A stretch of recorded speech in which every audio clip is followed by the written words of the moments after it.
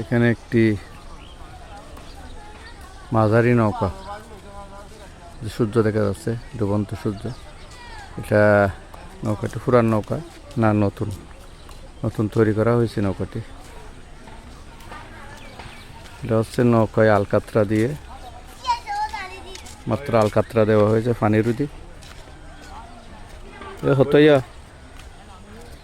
হচ্ছে পানিতে যাতে গাছ পচে না যায় সেজন্য নৌকার অপর পৃষ্ঠায় আলকাতরা দেওয়া হয়েছে।